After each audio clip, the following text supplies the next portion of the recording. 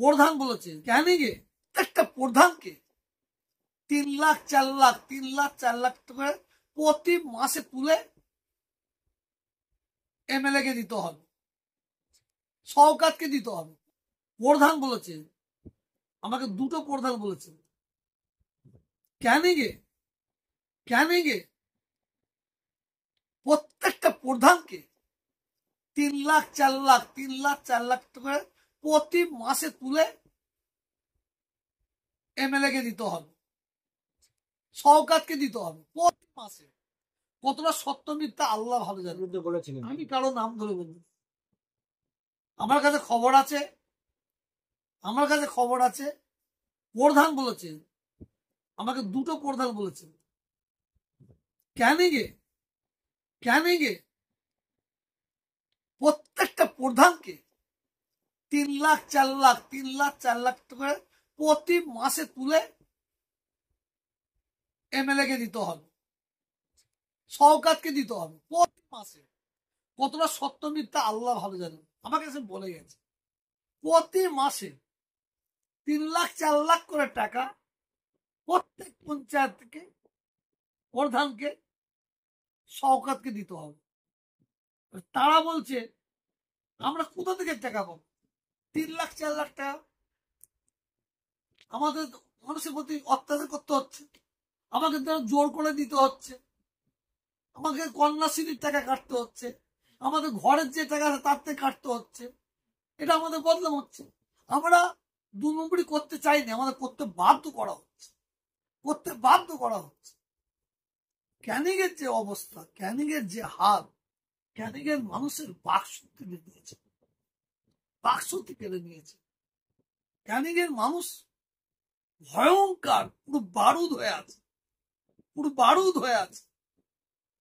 সামনে 26-এ কি শওকত মোল্লা আজকে বড় বড় কথা বলছে।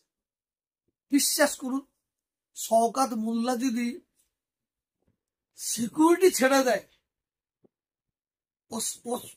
ও বেঁচে আছে, আল্লাহ বাঁচিয়ে রেখেছেন। সিকিউরিটি যদি ছেড়ে দেয়, ওকে টানা ছেঁড়া করে ফেলবে। ওকে ভাঙড়ের মানুষ, ক্যানিংয়ের মানুষ টানা ছেঁড়া করে ফেলবে। কারণ এত মানুষ ভয়ঙ্কর ভাবে, মানে একদম বারুদের বসে আছে, এত জুলুম। আর দেখবেন কিছু মানুষ ওর হয়ে কথা বলছে। এখন দেখবেন খুব ভালোভাবে বিবৃতি দিচ্ছে।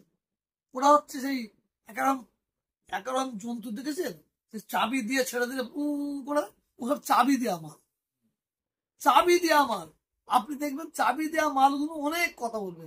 ও বেচারারা না বলতেও চাইলে, ও বেচারারা বলতে চাইছে না বলতেও চাইলে ওদের বলতে হবে, তা নাহলে ওরাও বিপদ করবে। সামনে তো 26-এ নির্বাচন, তাহলে কি পাগল হতে পারে এই বিধানসভায়? আমি যেটা জানি, মানে ভাঙড়ে আর ক্যানিংয়ে মানুষ টিএমসির এখন মানে বিক্ষুব্ধ নেই। টিএমসি মমতা ব্যানার্জির প্রতি তাদের কোনো ক্ষোভ নেই, অভিষেকের প্রতি কোনো ক্ষোভ নেই। যা ক্ষোভ